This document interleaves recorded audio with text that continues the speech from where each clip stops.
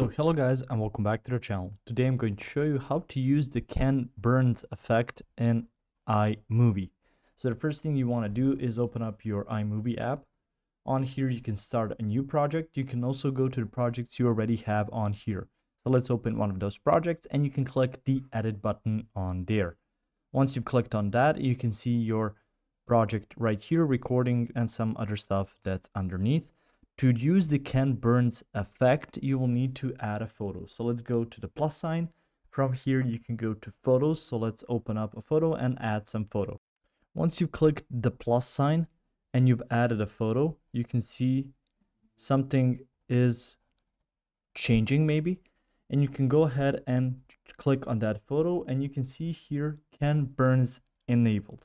That effect, and you will need to click on this. If it's disabled, it's just a stationary picture.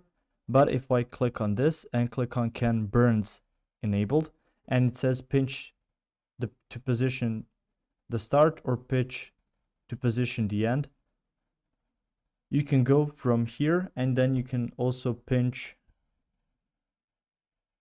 the photo to make it look something like this. And again, it's going to swipe up and then it's going to start into your video with a fade on here.